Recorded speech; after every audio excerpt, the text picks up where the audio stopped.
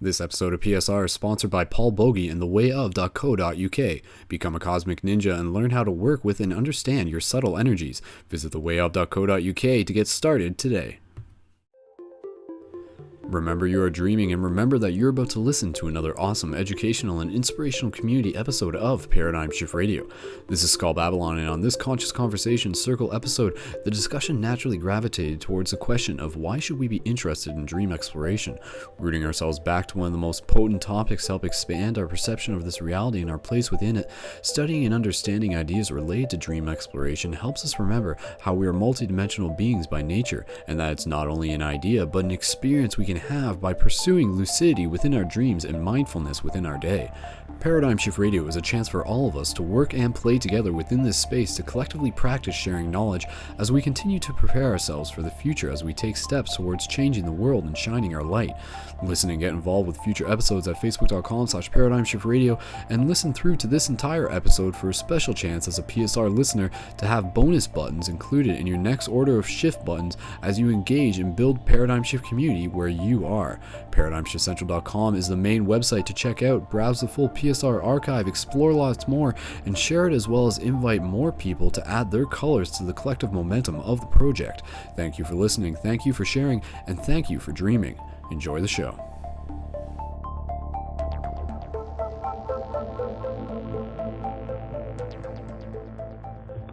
Well, good evening, good morning, good afternoon to wherever and whenever you are, international friends. This is Skull Babylon, aka Skull the Wolf, aka Brendon Wolfshield Colton. Many names, but I am here as your dedicated co-host for Paradigm Shift Radio once again for another exciting educational and inspirational episode tonight. And tonight is going to be an open conversation circle. It's going to be a conscious conversation circle, meaning that we want whoever's listening to this right now to actually be able to call into the show, in addition to also being in the live chat if you're not already, to call into the show and to initiate a topic of conversation, to say like, hey, this is something that I've recently been studying. This is something that I'm interested in learning more about. This is an experience I had, so it could be something even like a synchronicity experience that you had just recently, something really crazy, something that was just like, whoa, universe, like, what's up, man? Didn't see you there for a second, but now it's like totally blatantly obvious just because of the synchronicity you threw my way. Things like that. We want to hear those cool stories. We want to hear other people and the experiences that they are going through as well. So we will be bringing people onto the show quite soon, just in terms of the stuff that I would like to mention off the top of the show. Of course, for those of you who haven't been tuned in to Paradigm Shift Radio before, Paradigm Shift Radio is obviously a show that comes out of ParadigmShiftCentral.com. And we've been doing it for a while, and ParadigmShiftCentral.com is a hub for the global collective of Paradigm Shift communities. And Paradigm Shift communities, in addition to being Facebook pages, are individual communities focused around individual physical locations. So, for example, I'm in Paradigm Shift London, Ontario, Canada, and there's a whole bunch of other ones out there. So to shout out to all the people who are involved, and especially to my fellow admins. And we want people to initiate and start up a Paradigm Shift community where they are. And when they do that, the big thing about doing that is to arrange a physical location to have regular meetings. Like once a week would be ideal, and at places like a yoga studio, even just libraries, or if you're in a school, we definitely recommend doing it in a school.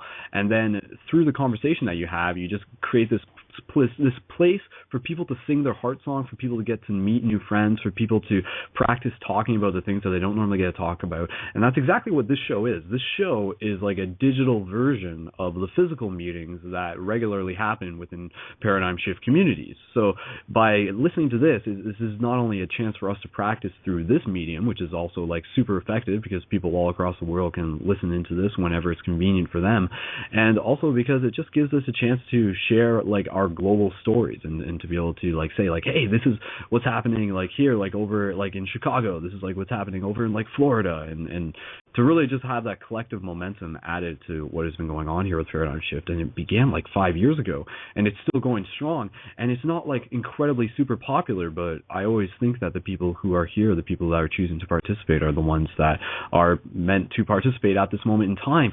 And also with the idea that it's not something that you necessarily need to rush. A lot of people who may be finding out about Paradigm Shift Radio might be at a place where they've like gone through a lot of research on their own. They've acquired tons and tons of data. They're like, all right, okay, like, I want to share this. Like, I want to get this out there. Well, creating paradigm shift community is definitely a way to go about doing that. And of course, the tactics that we recommend is also the inclusion of the shift button tactics. And the shift buttons are something that are super effective. And in terms of community news, you can check out paradigmshiftcentral.com/buttons to see the latest video that I put up there about how simple it is to use the shift buttons where you are, with the included tactic of free hugs and pamphlets, to create a paradigm shift community like where you are, literally within like one day. Like, there's a lot you can do within one day because of the tactics that we've devised, because of the ways that we've like gone about like researching and optimizing how community growth can be effectively accomplished for any location. So check out the buttons. And I will say that for anybody who is actually listening to the show live, in addition to the Paradigm Shift community admins, you guys are already in on this deal. But for anybody who's listening to this show live, and even if you're thinking about becoming an admin, if you place an order for buttons while you're listening to the show, so if you go to paradigmshiftcentral.com/buttons and you place an order for your buttons, I'm going to give you a 33% bonus to your button order. So that will definitely help like add some incentive. And we want you guys to get those buttons because they're so super effective. And I'm sure we'll hear from a couple people tonight about some stories that they had that actually included the buttons, because the buttons are just getting around, and for every button that people find out about, it links them back to the main website and it links them into the conversation. So obviously the conversation here on Paradigm Shift Radio isn't just about talking about having conversation. We do actually have conversation, and it's not always just about buttons. And just in the last terms of community news, there was a couple other videos that I put up, and keep an eye open at facebook.com/Paradigm Shift Central, because if you're not liked to that page yet, you're actually missing like a lot of what is happening. So if you have been listening to Paradigm Shift Radio, but you have not synced up to Paradigm Shift Central, as in facebook.com/Paradigm Shift Central, what you'll see there are a collection of videos being submitted by other admins, other people within the community, as we all collectively document this evolution of consciousness. So if you go there, you'll see community posts by like people who are making their own videos, and that's something that we want to invite more people to be a part of. So if people already have their own videos, or people want to start creating videos, let us know, message us through that Facebook page, and we can add you as a content contributor. So you can create videos as you're starting up a Paradigm Shift community. And one of the videos that I just recently put up, it was an example of the open discussion that we have within our Paradigm Shift London, with this idea that I'm wrapping my head around, and I think it will be effective for other Paradigm Shift communities to do it as well. And basically, like, for all the admins listening to this, just take a note of this, and for anybody else, it's just a cool way to do things. But you sort of have your open discussion circle within a group, which usually will go for like 90 minutes, give or take, and then near the end of the discussion, you bring out the camera, and then you say, all right, group, like, let's say as much as we can cohesively and like intelligently and just like expressively as we can about a particular topic or theme or question within a small given amount of time, like say 10-ish minutes, give or take. And then you do that, and we did that, and the topic that we did was finding our true self. So again, if you go to my youtube.com/SkullBabylon, you can see the way how it unfolded for us in the recent video that we put up. And I'll probably be making a subcategory on the actual main website to give people a chance to include their ongoing open discussion practice within their Paradigm Shift communities, and to share that with the global network. And I just think it's a really cool thing. So sorry, people are saying that, is my mic volume low? Because Roscoe was saying that earlier. I just wanted to confirm. Zoe was saying, and I see two people saying that their like mic volume is or something. I just want to make sure that mic audio is coming through, because I'll fix it now if we can. And just as I get feedback on that, so somebody just confirm for me whether it sounds okay, it sounds normal.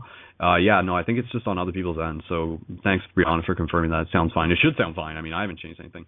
So just in other terms of community news, because there's a lot that happens through Paradigm Shift Central, even within a given week. There's a lot. I'm putting up a lot of videos all the time, at least on a regular basis. Another video that we put up 2 weeks ago that never actually got mentioned in the last show was the guided journey meditation, which is something that I'm going to be doing a little bit more. And you can check out the current one at paradigmshiftcentral.com/meditations. And yeah, that's going to be like an ongoing series of myself giving some guided meditations. And similar to the open discussion group, I'm inviting other people to contribute their own guided meditations that they want to record and provide to that place on the website, so people can go there, especially people who might be like getting the button for the first time and finding out about the website and the network. And that would be a really cool place for them to be like, hey, I've never meditated before, but since I have these guided meditations, I can do it. I can, this is a way for me to actually practice it. So just keep that in mind. If anybody wants to submit any guided meditations, just again, message us through facebook.com/ParadigmShiftCentral. That's kind of the main place where you can submit things to. And in terms of other community news, again, just reminding everybody I want to make sure, and the reason why I'm just reiterating this, I don't want to spam you guys, and thank you all for your support and everything that you do. It's like a huge difference. It definitely just makes such a huge difference. And I just want to make sure that everybody is on board with the buttons. So again, if we can get the buttons out there, then you guys are going to start having a lot of fun, and you can share them with your friends. You can create those like new bonds, and you can really just like accelerate the rate at which you can change the world around you and hack the matrix. So cool stuff. Changing the world, no big deal. Do it every day. So all right. With that said, I'm pretty sure that's all I just want to. Oh, and last thing, again, there's a lot of news, and I hate to spam you guys, but the last thing I got to mention is the full moon. We're winding off the full moon right now. We are about 96% as I speak, and we still have the Howl at the Full Moon version 2 call for submissions that is open. So if you haven't checked that out, it's still up on the Facebook page on Paradigm Shift Central, or go to ParadigmShiftCentral.com/projects. But we want people to submit for version 2 of the Howl at the Full Moon project, or just Howl at the Moon in general. I mean, it's okay if it doesn't have to be full. We don't want to prevent people from submitting, but if you can be inspired by the moon, then take a video camera if you got one, spend a couple minutes telling us about your inspiration, what you're doing, like what you want to share, to inspire other people, and then add yourself howling to the moon. So you include like a nice little howl in there, so just one of those sorry. One more time. Oh man, my throat's like I can do this. Something along that lines. But again, I gave a good one last night on camera, so that was my submission, and I encourage more people to submit their howls. Basic idea behind that, we take a bunch of howls from different people and we sync them together and create a really cool song out of it, and we're inviting people to get involved with the creation of the song as well. So version 1 turned out awesome, and I'm looking forward to seeing what version 2 comes out to be. So if those of you, even if you're brand new to this radio show and you're looking for something to get creative, get involved in, and if you want an audience, because that is really what we're also here about with Paradigm Shift Central, whether it be this radio show or through submitting videos from you guys to the main Facebook.com/Paradigm Shift Central, we want to help create a platform so that everybody can be seen, so that everybody has an audience. So if you want to get an audience tonight, then this is a perfect opportunity. If you have something that you feel you want to share, this is a perfect opportunity to call in. And again, please continue to invite people to the show as we get rolling with things. Big shout out to 23 people in the live chat. If you purchase your buttons now, you get that 33% bonus button to your order. So with that said, I'm going to bring on a couple people we got in the queue, and I'm inviting people to call in so we can build up a little bit of a round circle. So if anybody wants to call in, now would be the time, and we'll just keep an eye on you in the queue. But in the meantime, I'm going to actually bring on Brianna, and Brianna is going to share a little bit of information about the 3 days of light gathering that she recently was at last weekend. And so I'm looking forward to hearing about how that went for her. So Brianna, if you're ready, we are going to bring you onto Paradigm Shift Radio. And Brianna is the admin for kind of a couple places. She can confirm that. So Brianna, here we go. Hello. Oh, hi, Brianna. Welcome. All right. Welcome. Well, I'm admin for Paradigm Shift Metro Detroit, Paradigm Shift Grand Rapids, and Paradigm Shift Livonia. Basically, I'm repping Michigan right now. Good for you. If it can be done, then yeah, and definitely anybody in those areas. If you want to connect with her, go to the main website, go to the community directory, and you can find subpages. Please connect with me. I want to hear your ideas. I want to, connect. Basically, everybody likes connections. Absolutely. So speaking about connections, I'm sure you had some wonderful connections over the last weekend at 3DL Gathering, 3DLgathering.com. So tell us a bit about how awesome and how different it was this year compared to last year. Well, it was very different. I can definitely say it had more of a nature focus, and people who went the first year were like, what do you mean more of a nature focus? Well, there was the French Broad River running past my campsite. And then across the river was a nice mountain with a cliff that my friends were lucky enough to go and hike up to. So that was really cool that we really got back to our roots, so to speak. And yeah, the land that they had the event on was where these two Indian tribes would meet and discuss hunting grounds and other disputes that they had throughout the year. So the focus of the land has, the energy, I guess you could say, was rooted in peace and mutual respect and finding common ground. So we had the opening ceremony, and I posted a teaser video of the opening ceremony on my YouTube, which you can find at Pearls Angel, YouTube Pearls Angel. Mm-hmm. And we all set our intentions for the weekend. So I made a lot of connections thanks to those buttons and doing the free hugs like that. Yeah, sweet. And I mean, just to give like a overview, like, I mean, the 3DL gathering, like there's a lot of festivals out there. It does fit in with the Transformational Festival. It kind of has more focus of like a laid back retreat, so not like as much like crazy like music and people in like super like crazy decked out like Burning Man costumes, but it's chill. It's super chill, and it's an awesome place to connect. So there were a bunch of people from all over the area who were coming together, and definitely like the one thing that I always get out of those festivals, and I remember really anticipating it when both of us were working towards planning on going to the 3 Days of Light last year. And of course, you can check out the Journey to Rockmont movie, ParadigmCentral.com/movies, and you can get an idea and a feel for that. And our wonderful Brianna is a big part of that movie as well. And I just remember the one thing I was really looking forward to. It was like, it literally feels like a spirit family reunion, you know, like like the whole idea that you see these people and you're like, we've never met each other in person, but it's so good to see you again. You know, like how much you don't know how many people were just like, where is Skull Babylon? Like, why isn't he here? And I was like, you were like that uncle but I was that was there. Missing. I was there. The buttons were part of me. Yeah. I don't know. No. I became Breezy the Buttoneer, and people loved it. Nice. So. Nice. That's perfect. No, I'm glad to hear. I'm glad to hear that people do get the buttons. So shout out to all the people who were at 3DL. And yeah, no, I had mentioned several times that I wasn't going, but I guess some people like still expected me to be there, and I'm sure you guys had a great time regardless, because there's so many awesome people that were there as well. So yeah, what other stories, like what other like crazy stuff happened that you can share with us? Okay, so while I was doing free hugs, I got to meet a lot of people, and the buttons were very popular. But it wasn't about the buttons, it was the conversations that would come up surrounding the topics of the buttons. So for instance, the Flower of Life and those types of things.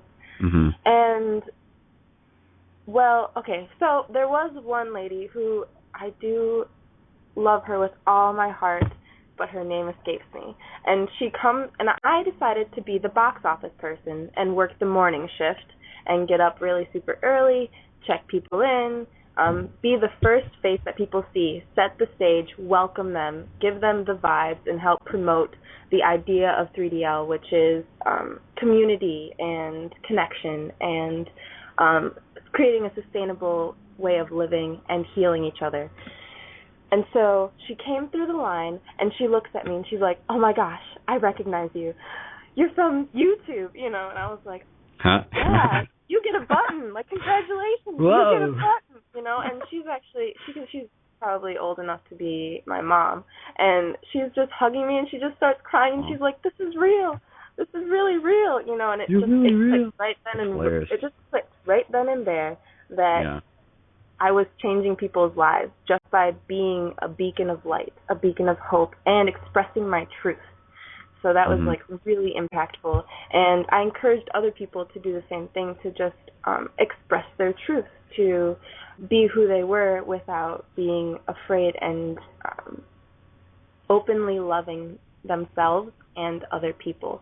And that was really what 3DL ended up being, was a place for people to transform themselves into someone that they could love, and into someone that they would feel comfortable opening up to other people and loving other people. If that makes sense. Yeah, absolutely. And I know, like, the festivals like that, they always just really help realign people and really just help motivate people and say, like, yes, there is hope. Like, there is hope. Like there are people out there who are doing the world to, doing what they can to change the world, and literally just Gandhi style. Opa Gandhi style. Opa Gandhi style. Gandhi style. Sorry. But like 3DL is special because it's so small. Like it's not so small. It's just it's very intimate. For such a good Thank you. That's a great word. Do we know how many people were there this year? I could say that there's probably 500. There was a good 500. Solid even number, and come and go throughout the weekends. The best part about working box office was that we would have people from the town. Like that was what was different, was that we were in a town, so that you could walk outside the grounds and actually go out into that community. So we were literally affecting the community around us and interacting with people. Did you do free hugs like in the village, in the community? Did that happen? I mean, I carried my sign around and I hugged a lot of people. I don't know which people were from 3DL and which people were just regular people. But I got to interact with them, and some people would be like, well, what is the festival about? And I would tell them that 3 Days of Light is a consciousness-raising festival and retreat with the goal in mind that together we collectively decide to meditate upon certain things and help each other heal on certain things, and just that we're trying to create this conversation of how to change the world and continue that change throughout our lifetime.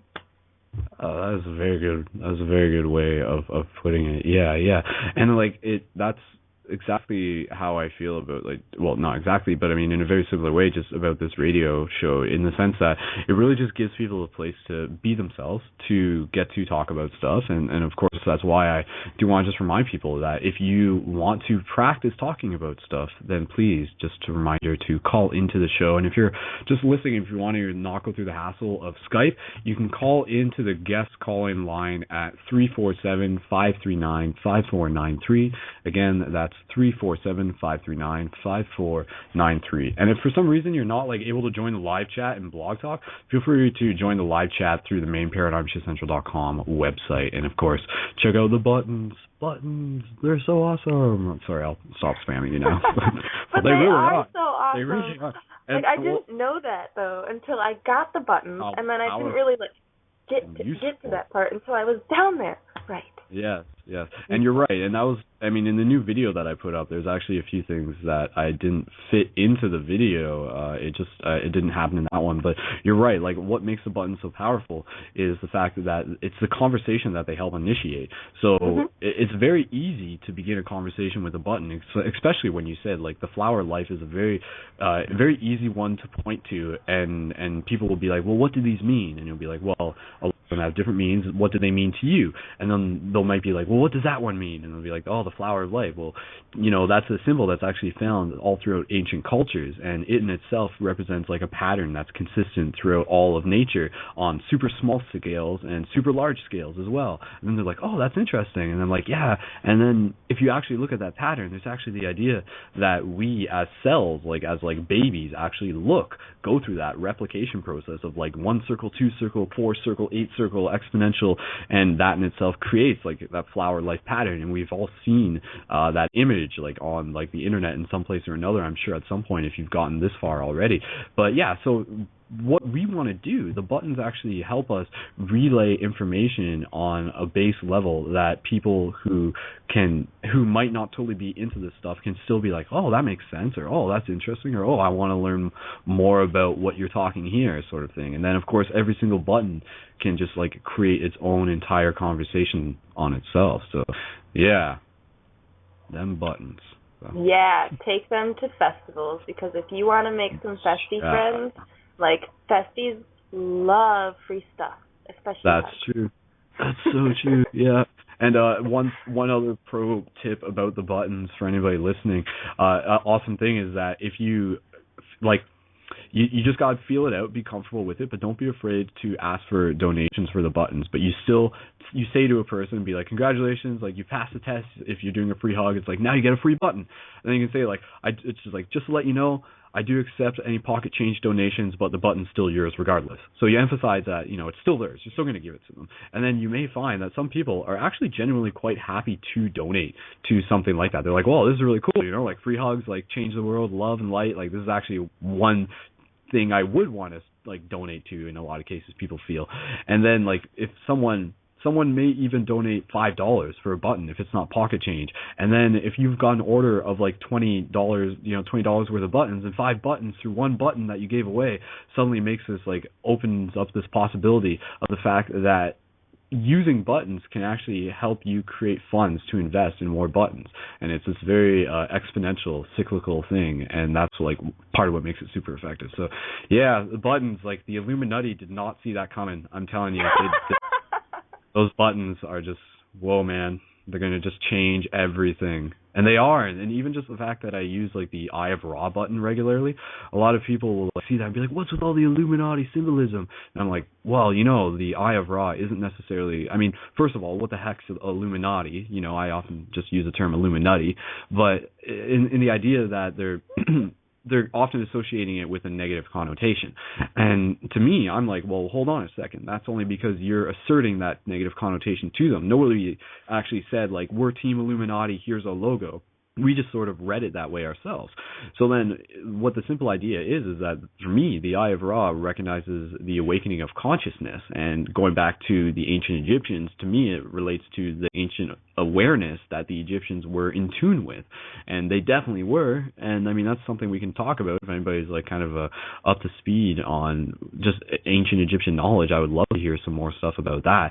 But yeah, so if we can do that, it's already happening. I think, back maybe a few years ago, if somebody was just wearing an Eye of Ra button, people would just be like, what the heck, or something. But like now, I think within a conscious community, people are naturally beginning to adapt the Eye of Ra symbol as something that we are transmuting and really potentially using as like a logo. And that's why you see it in art, you see it everywhere, you see people wearing it, so it's already happening. So yeah, like in conclusion, like we are the Illuminati, we are the illuminated ones, and we've talked about that in the past, but again, I want to branch this off and hear what other people have to say about other stuff. So Brianna, thanks for sharing that story. You can stay on the air with us if that's fine, because we can invite some more people on. So is that cool with you? One more shameless plug. On my YouTube channel, I have uploaded a lot of videos about 3 Days of Light, and I did a Golden Guide Adventure mini-series, which I plan on continuing whenever I go on an adventure of mine, because I like to travel and explore the world that we do live in and that we co-create. So that you guys are welcome to check out my YouTube channel, Pearl's Angel, for more information about 3 Days of Light and Emergence Earth.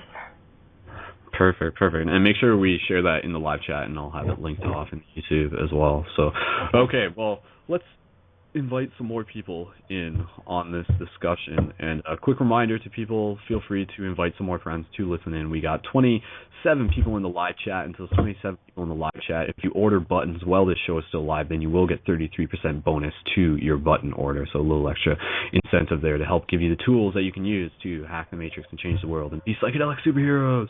Yes! It's happening.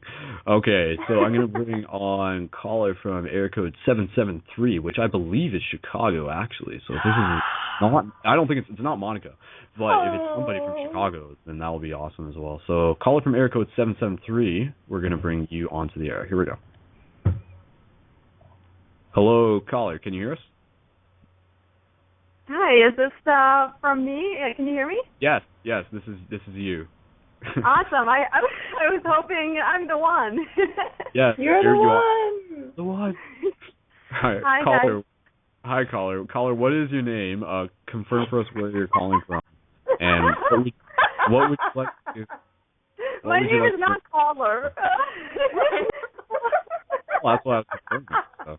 That's awesome, though. My name is Romina, and it is from Chicago. Hi. From and Chicago. Romina, what would you like to bring to the show tonight? Well, I mean, continuing with the conversation you guys, already started with. And by the way, thank you for playing that song. I love Krishna Das. He's one of my favorites.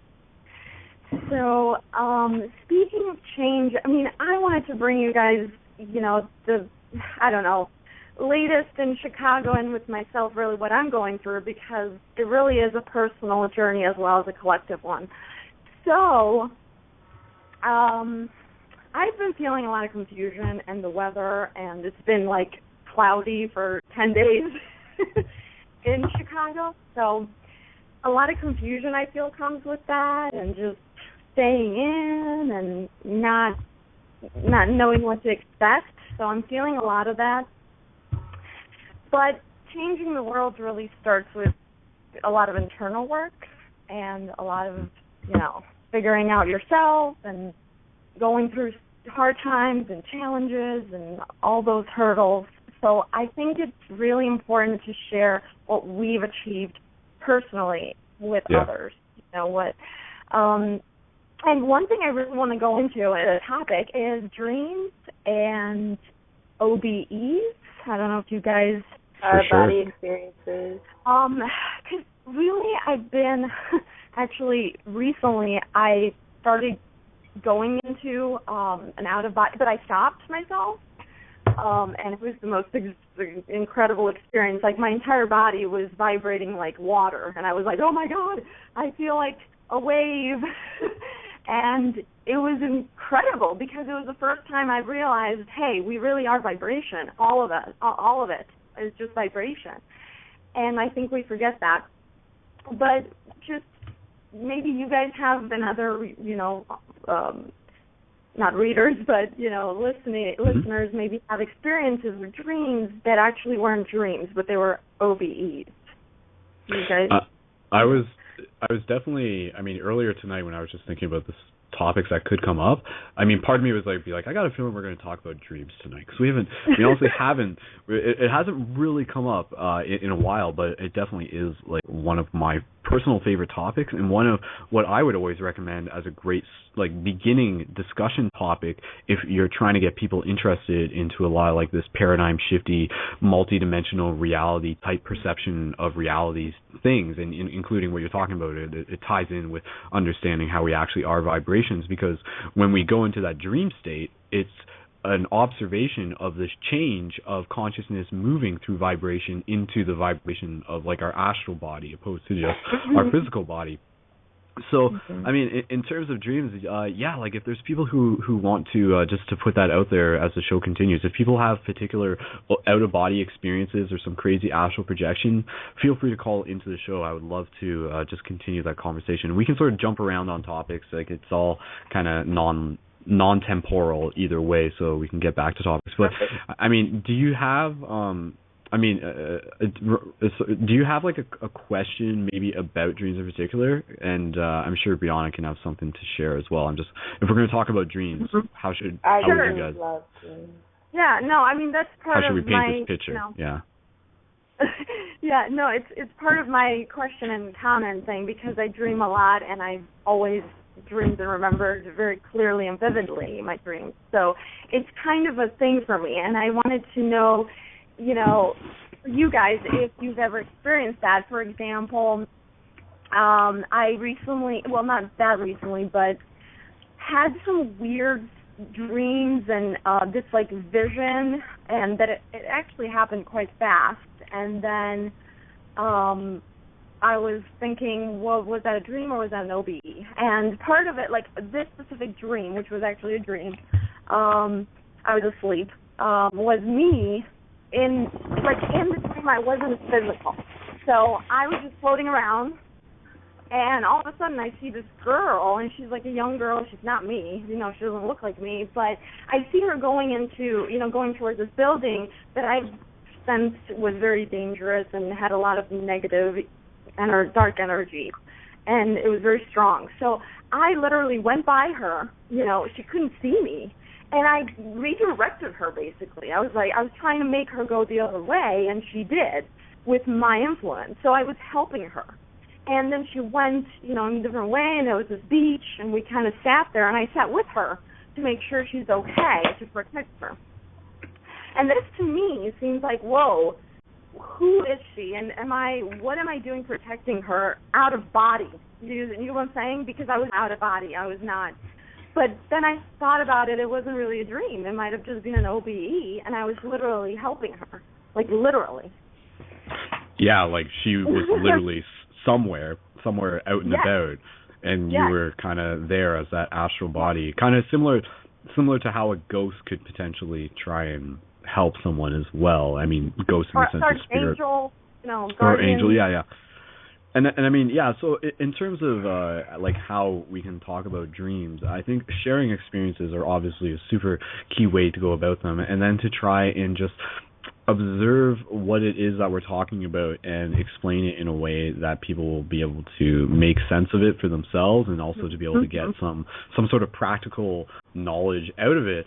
So since we haven't really talked about dreams in a while, we can definitely do that as a team, and I'll just put like a couple words in, and then I'll pass it over to Brianna, just to try and explain, like kind of answer the question, like, why should we be interested in our dreams, would be a sort of a good way to approach it. And yeah, like going back to what I was saying, like, why should we be interested in dreams? For me, becoming interested in the process of exploring our own dreams opens us up to the experience that we are multidimensional beings by nature. And in most cases, we don't remember much of our dreams, which is a crazy thing to think about, because there's a whole another part to us that is living and experiencing and learning in that dream state, that if we're not necessarily remembering all the time, then we're potentially not growing as effectively as we could.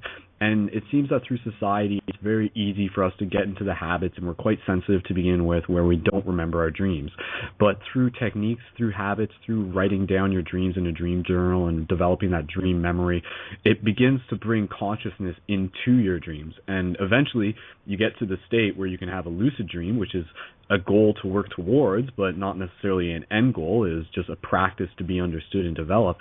And having a lucid dream is, as many people know, when you're aware that you're dreaming within the dream, and then the big thing from there is that you realize that you can create within that dream, and your thoughts actually create. And sometimes even when you're like half in a lucid dream, you might find that you're creating in ways that aren't necessarily helping you. So you're like stuck in quicksand or something, and it's through the thought that you think you're in quicksand that keeps you there. But if you're just like, well, I could just float up out of this, then that is the thought that will direct you and move you towards that, presuming you don't hold on to like the doubt of your own intention. So you really have to, if you think you can fly, which is straight up Peter Pan style, which really makes it interesting when you think back as to like why so many of us are so familiar with that story, and why it was such a popular story to be shared with children.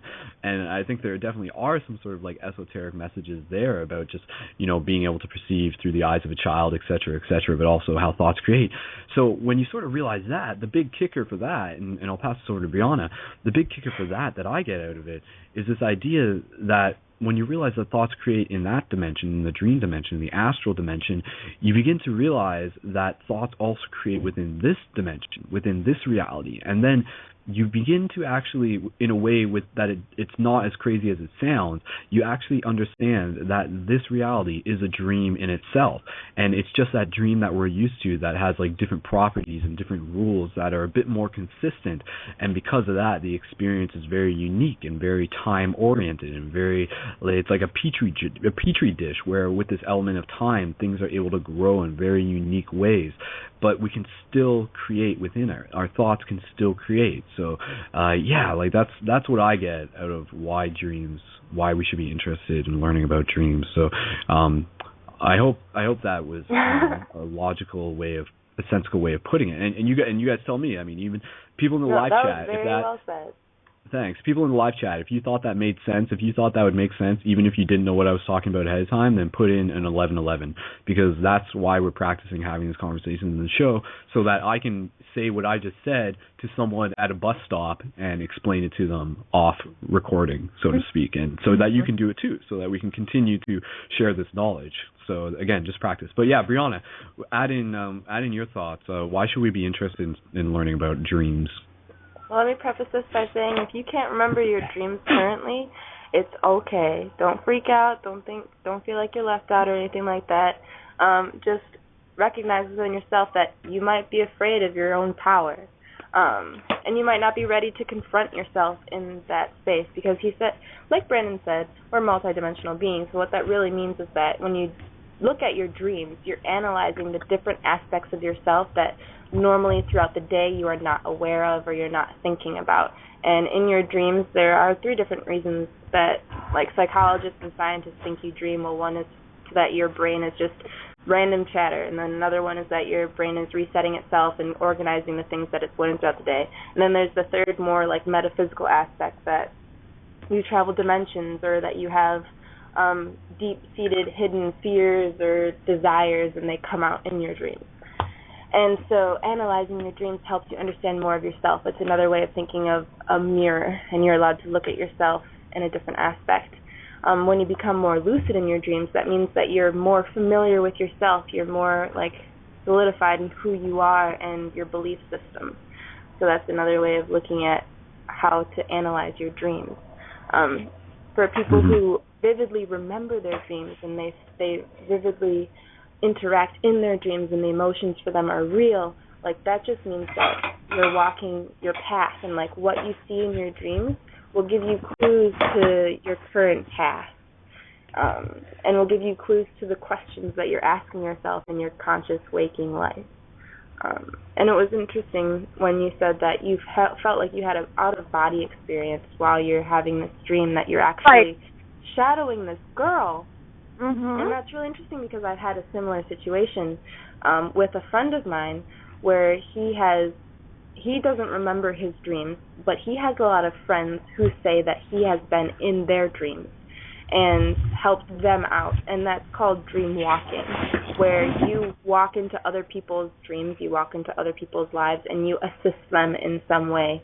And maybe you don't necessarily remember it. In my friend's case, he's probably afraid of his own power, in the sense that he's not ready to, like, consciously take on that responsibility, even though his soul has taken on that responsibility. Does that make sense? Yeah, and that's the thing, though. You see yourself clearer in your dreams, because those are hidden in waking life. These things are hidden from us because that's the nature of consciousness. It's layered. So you're going into those depths of your subconscious, and all these things come to light. And the more you see in your dreams, I feel, the more, like you said, you uncover yourself, and you layer by layer, you're kind of like, whoa, what was that, and that fear, or that thing, or that desire. And it's incredible to me. I personally feel, and just like dream walking, that's an awesome example, I feel like that was me. Like, if you guys have heard of simultaneous incarnations, just it's the multidimensional self, the same thing. I felt like that was me, and she was young, and she was, I don't know, she had things that I felt I connected with, or traits, and I felt like, okay, and it's really odd, because if you think about it, I'm helping myself, you know what I mean? Like, it's a different dimension. Yeah. And, I mean, we could even get into past lives and stuff like that. We could go into soul work. We could go into something as deep as, like, your connection with her goes on a soul level. Instead of a cellular level, it's a soul level. Yeah. Exactly, a soul group, where, like, maybe in a past life you were her mom or something, And even though you're separated by, like, physical space and time, like, you are still with her, you're still connected to her, and you still agreed to assist her in her her current 3D experiences and what she has to learn in this life. Yeah, like the dream exploration topic definitely makes it pretty accessible to branch into a lot of other topics, like you said, Brianna, like including perceptions of past lives, and even will people say, like, well, wait a second, like, are you telling me that I can learn about my past lives through my dreams? And you can say, well, yes, actually you can. And then they're like, well, wait a second, are you telling me that I can travel through time in my dreams? And they'll be like, well, yes. And then they're like, well, can I see the future too? And I'd be like, you all the time, you usually do. So then it's like, okay, so hold on. So basically, like, within the dream space, time is clearly different. In the sense that it is not, like, pinned down to a single point, in the sense that within our dreams we have potential to access information that is from the future as well as from the past, and that's where I think a lot of people, they get that deja vu experience, and I think that is, like, an incredibly worthy thing to take note of, because kind of going back to the idea that you create your own reality. Like, if you think about yourself within that present moment, and then the ideas in front of you, or the experiences in front of you and the experiences behind you as, like, branches branches of a tree, then you can create your own branches from in the present moment by projecting your intention into the future, and then creating like a multiple branching path that you can travel down, that you've created for yourself, that you align yourself with. And then this gets into the idea of like manifesting and law, like law of the boomerang and law of attraction kind of thing. And I mean, that's this conversation itself. But to swing it back to like the dream thing, another thing in terms of the question, like why should we be interested in studying the dream thing? It also helps me get into the idea of like, we're not from here. Like, we as physical beings are not from the physical dimension. Like, we actually come from the spiritual dimension, and we manifest, like, we crystallize into the physical dimension. So, like, what we actually are is something that's, like, far more nebulous than this solid form, something that can move through space in a very, like, different way, in a very similar way to being, like, underwater, in a way that is unrestricted by gravity. And when you think about it, it makes sense that life originates in the ocean, because the ocean, with zero gravity, is the closest that it can get within this third dimension to the astral, like the traveling that we do within the astral space, with like not that limitation to gravity.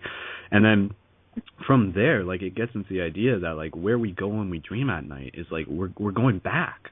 Every night when we go to sleep, that's like us kind of like going out and letting our body rest while we return to the space that we're actually like originally from. And then of course you get into the idea that like this space is like a common space that is also like inhabited by the intelligences of spirits and entities, like who aren't necessarily bound by our physical bodies, who aren't attached by that silver cord.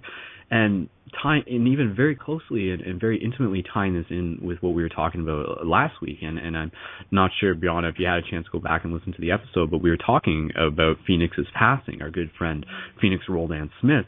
And I think a lot of people who are open to the idea of multidimensional reality and are open to dream exploration, are open to the idea that like as a spirit, you can still interact with like the reality around you. You can still look over. You can still observe. You can still, in some way, like influence in the same way that. Is it Ramona? No, Ramon. Is it? Sorry, what's your name, caller? Romina. See, I knew it. Sorry, I apologize.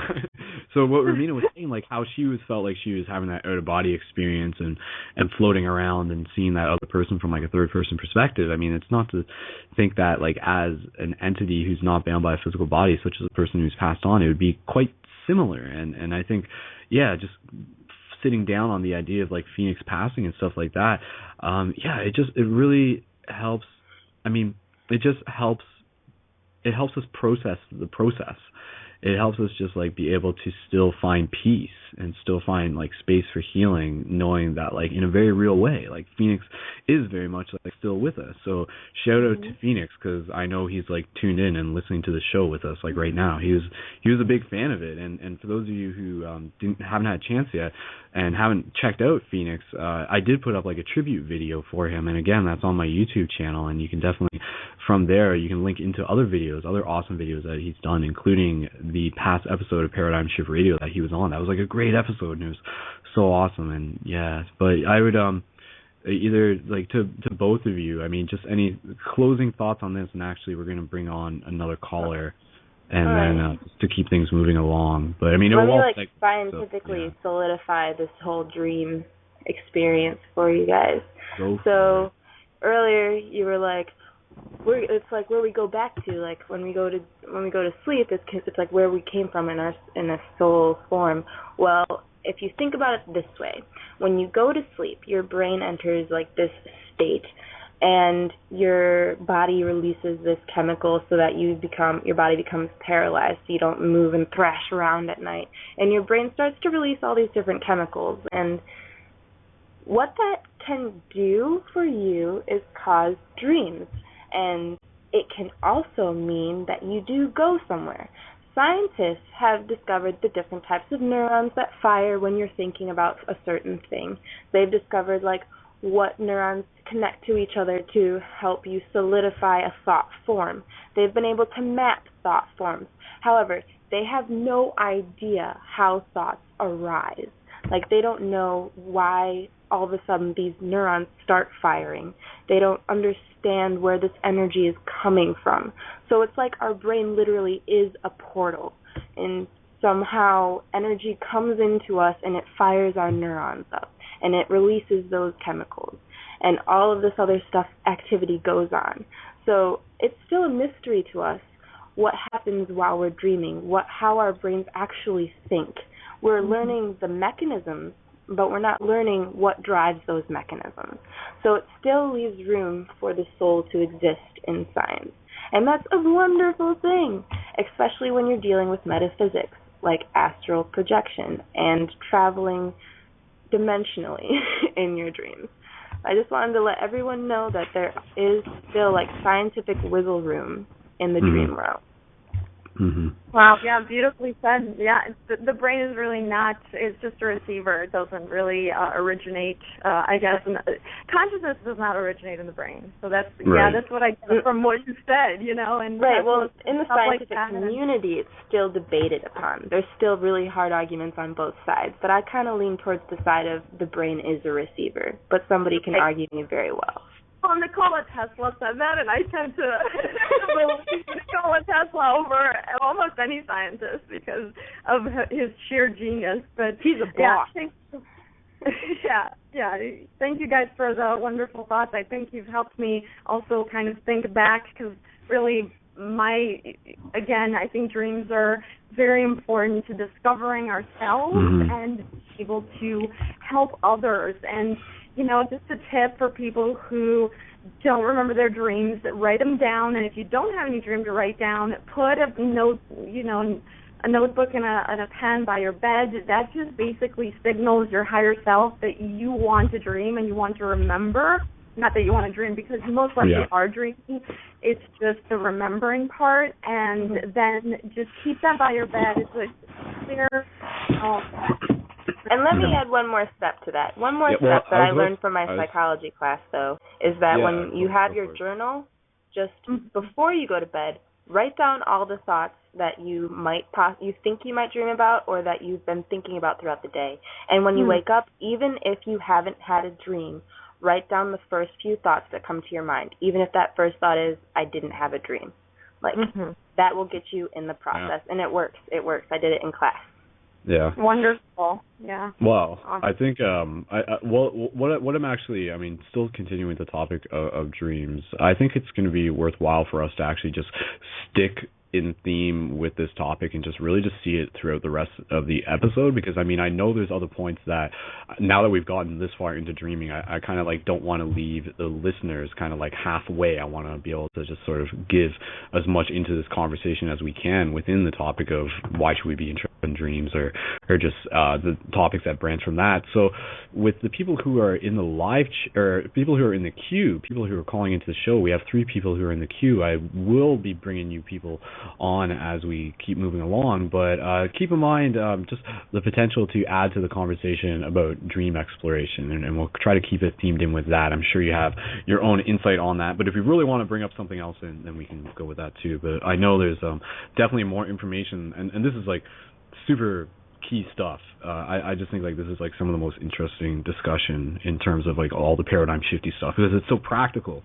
Dreams are right there. They're something that we do every night, obviously. So it's just something that is consistent, something that we all go back to, something that we can all choose to engage ourselves with. So I'm going to bring on another caller, and I believe this is Monica. I'm going to bring Monica on now. So she's going to come on and talk to us, and I think she's got a couple synchronistic stories to tell us quick, and then we'll make our way back into the dream conversation. And we can keep everybody on the air, so you guys are both welcome to stay on the air. And if you have to leave, just let us know. But for now, in terms of audio and everything, this is totally cool. So we'll just bring on some more people. So is that cool with you guys? Stick around, yeah? Yep. Okay. Yep.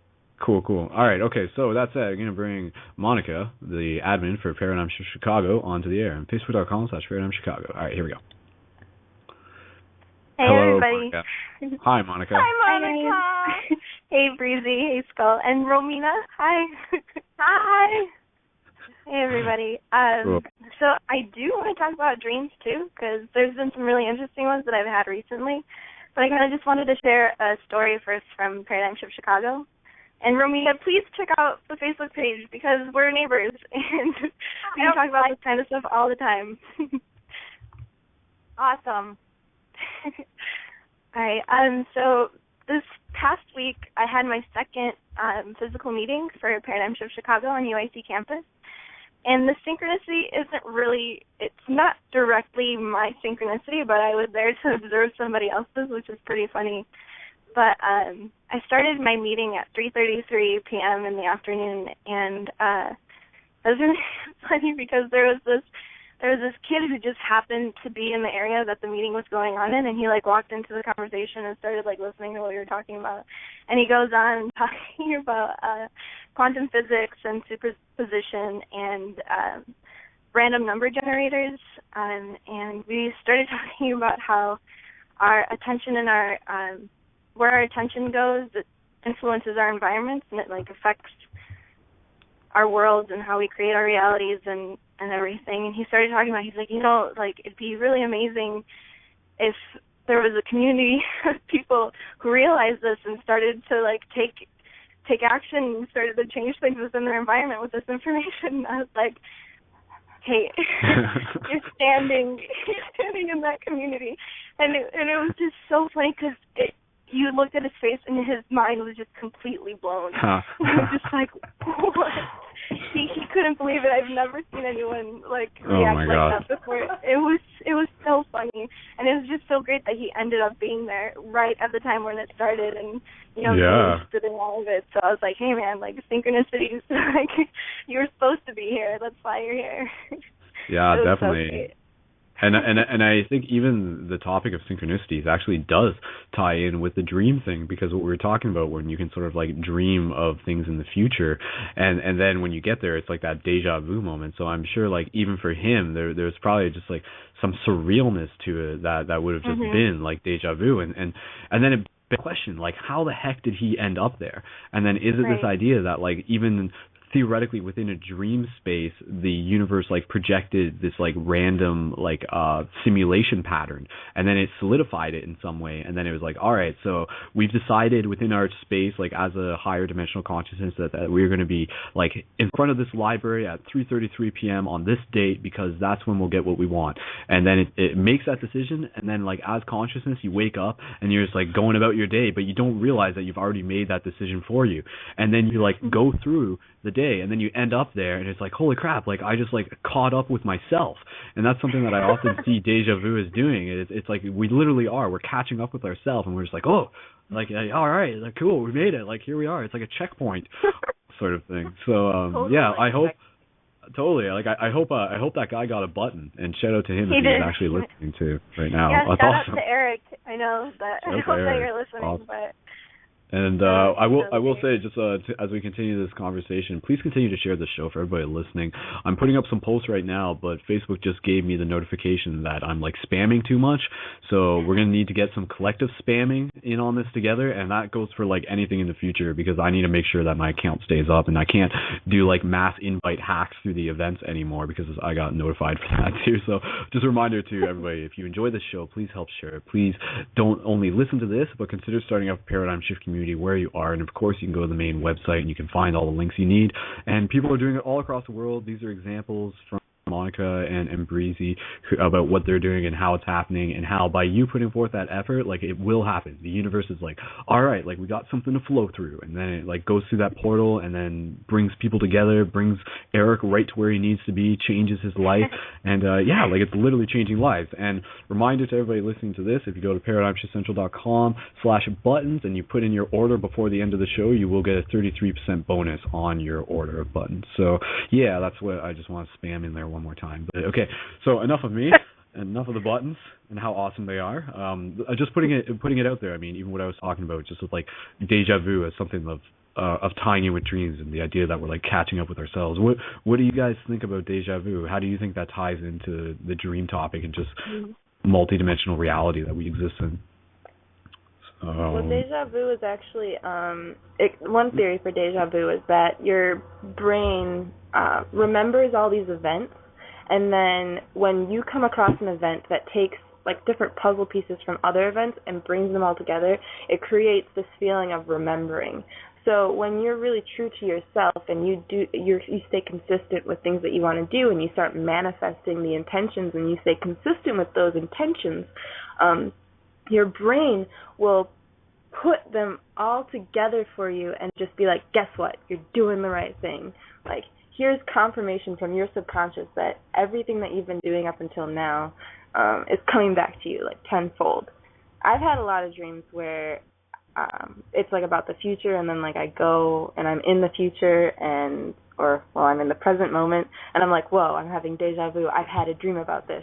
And I will tell you, I kid you not, I was at 3DL, and I definitely had deja vu, and I was like, I know exactly what's going to happen. And I turned to this person, I'm like, hi, how are you? What's your name? And he's like, my name is, I forget his name. I'm really bad with names. And I was like, I hope you're doing okay. And he's like, I'm actually doing wonderful, thank you. And I'm like, I knew that, you know, and that you have to be in the moment to actually understand this. But you have those moments where you're in your space and you just feel really good. Well, I want to interject real quick, and if possible, you know, I think we have to remember in dreams we're not tied to time space. You know, in dreams it's absolutely, you know, we're free. We're more, you know, we're literally not tied and limited to time. So, like, I've had a dream where I was with this little boy and we were friends in childhood and we were playing, and I never met him in my life. And a year later, I met him, and he was an adult, and I was like, holy cow, I had a dream about you, and we were kids in my dream. And he's like, what? And I, yes, you looked, you know, it's you. You're the person I had a dream about. And it was just incredible. And we had a red blanket in the dream, and I remember, I'm like, I have to double check, okay? And then I asked him, did you ever have a red blanket as a kid? And he's like, yes, it was my favorite thing in the world. And, you know, I used to sleep with it every night. And then, I mean, that was one of the most major things I've ever encountered, you know, with dreams. But I feel like it's really deja vu and future, you know, predictions or stuff like that. It's just because time is really an illusion bound to Earth, to the physical dimension. It's not really the same in the astral, you know, self. It's just like this amalgam. You can just, like, fly over there, and I'm like 2,000 years into the future. Like, I think it's that easy, you know, I mean, in that astral body, you know, it's just kind of floating, you know, you can just zip right through. It's crazy. So crazy that it's real. Oh my gosh, it's real. Yeah. It'd be crazy if it wasn't so crazy, to be honest. Like, how else would it work? How does like non-locality work? I mean, unless we're all like in a holographic reality, and infinity is just like, oh, it's so real. So yeah, like, I mean, do you guys understand the concept of infinity? I mean, or more so, rather than just asking that, do you guys did you guys go through a process where infinity was previously this thing that was just kind of like outside of your grasp, or like an arbitrary idea, but then eventually through the studying of things like sacred geometry, now you actually understand like the practical application of the concept of infinity? Do you guys know what I'm talking about? Yeah. I'm talking, you know, like fractals, microcosm, macrocosm, as is above, so is below. Patterns on a small scale, effective on a big scale. Of it, right? I mean, how can your brain, a limited physical organ? I've been bugged by infinity since I was like 7 years old. I was thinking about it because I read or I saw it on TV, and I was like, what? It's infinite? What? What do you mean it just keeps going? How can it's infinite? I started trying to imagine it, but then it was ridiculous because it never ends. So then I can't get anywhere. You know what I mean? Like, it's like infinity and nothing is really the same thing, but yet it's always going to repeat itself because it's almost like the universe craves complexity, and it's always going to want more, and that's why we want more, and we want further, you know, order, further complexity and creation. So it's like, it's gorgeous. It's like life, you know, it creates and creates and creates, and it never ends, and that's all I can really imagine. Whoa, dream big. Dream big. Yeah. That was actually a Juno reference, but. Was it? Yeah.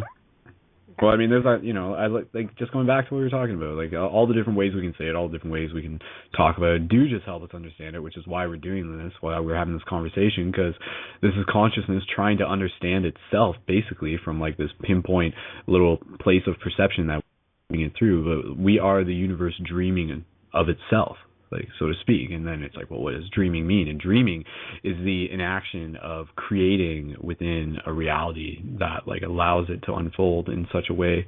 And I don't know, I'm just I'm just taking swings here, but I don't know, I mean, yeah. But what what I would like to do, I mean, we haven't really heard too much from Monica yet on the topic of dreams. I know she said she wanted to talk about that as well.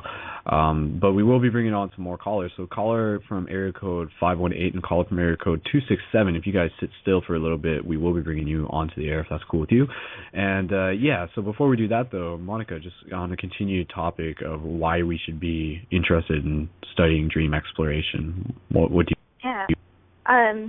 Something that's really interesting that I've encountered through academia was that in all of my psychology classes, specifically my neuroscience class, they always, whenever we go into the topic of dreaming, every single professor always explains, like, we don't understand it completely, so like anything that people really think that dreaming is, that it's just like a random generation of thoughts or through subconscious mind. But yes, it definitely can be some nights, but it's not completely understood, and we have to realize that and allow ourselves to open ourselves up to what the potential of our dreams. And I always think that dreams are a way for us to really connect with ourselves, and for, whether it's our subconscious mind or the spirit realm or what have you, but it's a way for the universe to communicate with us.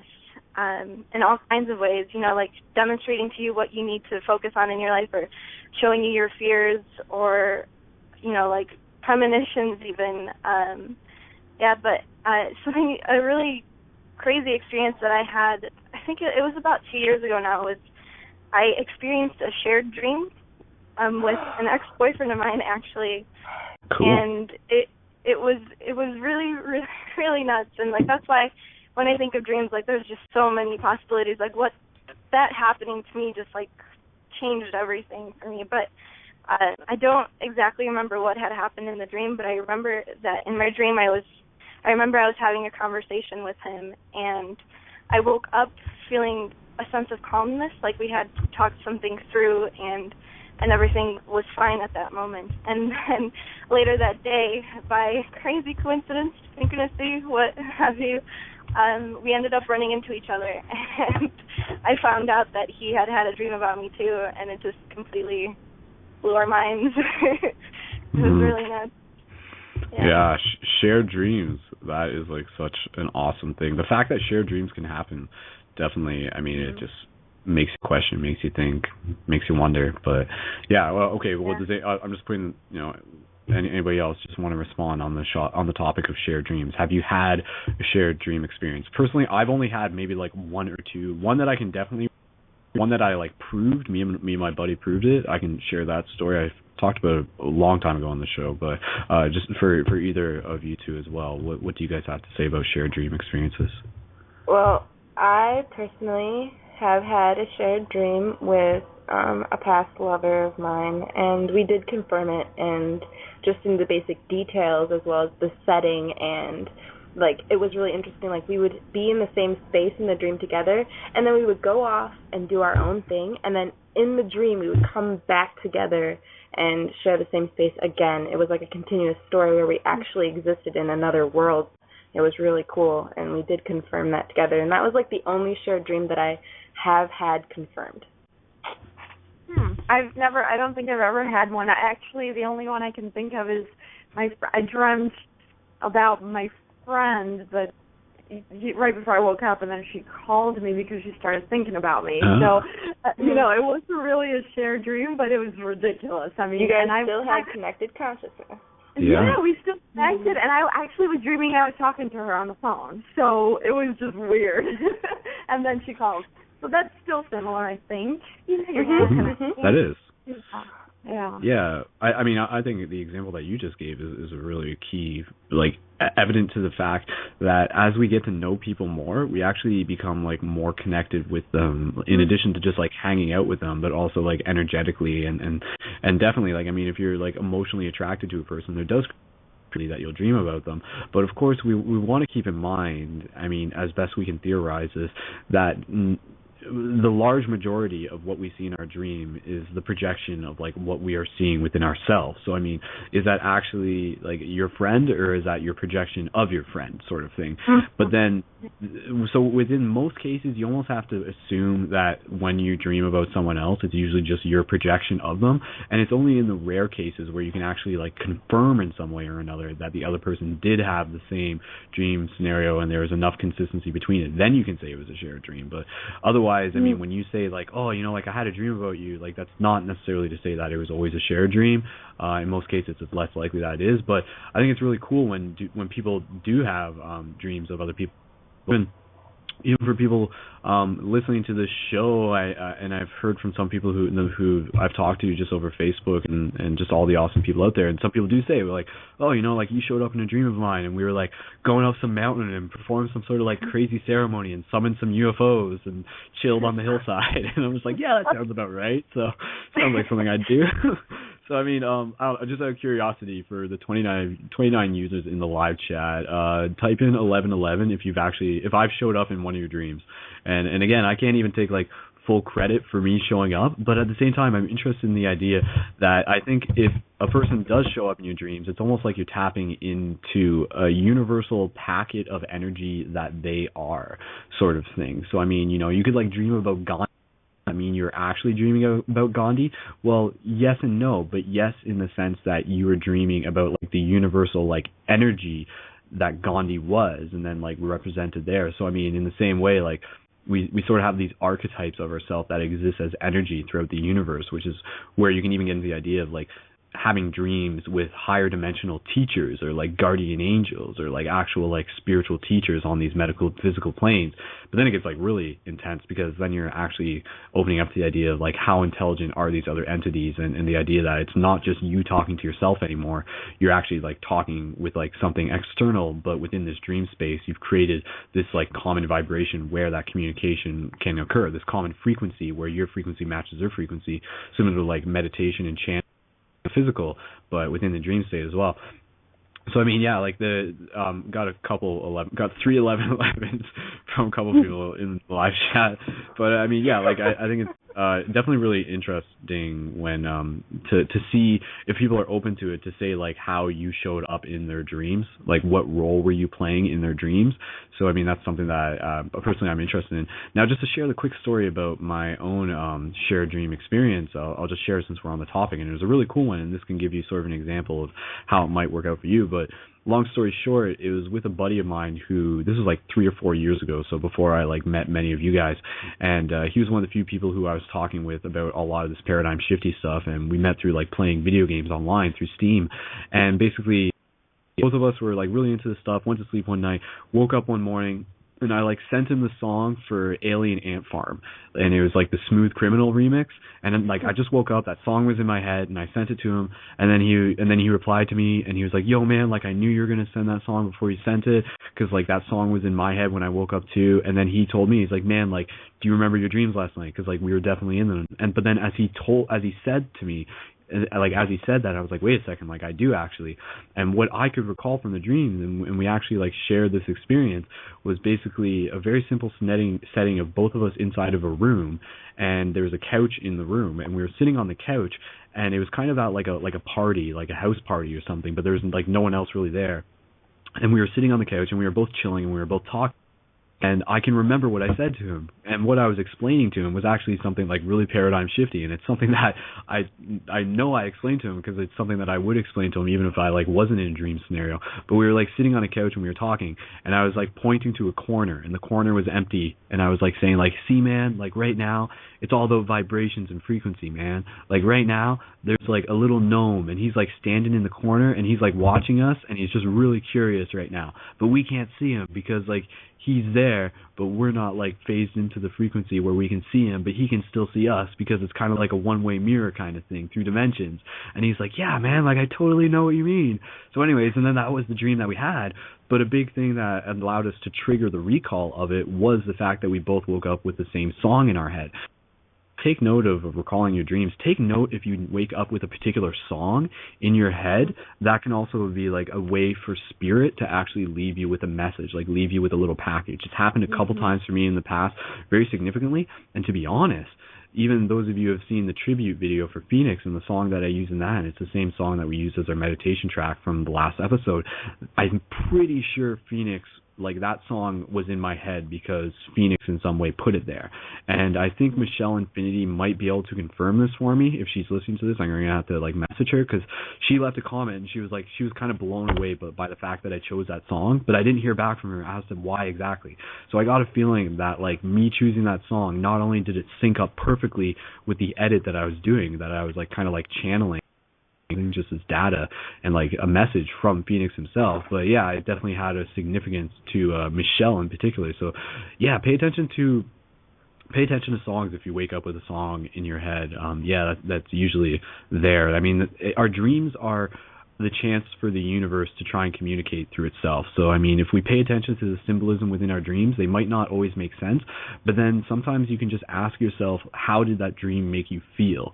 So even though you're just like, I have no idea what the heck that was, but how did you feel about it? So sometimes you can just write down like emotions within your dreams. And like I'd like to get into the practical side of it, but before I do that, I want to bring on another caller from area code 518, because the other caller actually just dropped, probably because I was babbling on for so long, and I apologize.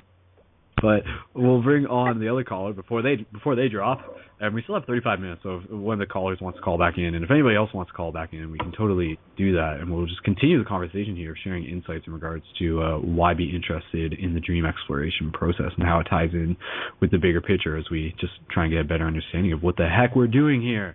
Seriously, how did we get here? What are we doing? All right. Well, I'm glad you guys are here with me. So shout out to everybody. Big love to everybody listening to this, wherever you are, whenever. So, woo! All right, so caller from area code 518, we're going to bring you onto the air now, and you can introduce yourself. Here we go. Welcome. Hi, guys. Hello, caller. Is this Zoe? This is Zoe. Yes. From New York, and not New York City, the capital region, so upstate New York. Yeah, Facebook page so is cute. Paradigm Shift 518, right? Yes. Yeah, okay, so I'll put the link for that. So New York area code with 518, anybody in that area, this is one of the admins that has been mobbing it and has got some buttons on her way. But Zoe, I know you called into the show like a really long time ago, and we were talking about dreams too, so I'd love to hear what you have to share in theme with dreams this time. So by all means, go ahead, whatever you'd like to add. Well, yeah, it's really synchronistic actually, because last night I totally had a paradigm shift dream, and you were totally in my dream, by the way. And I dreamt.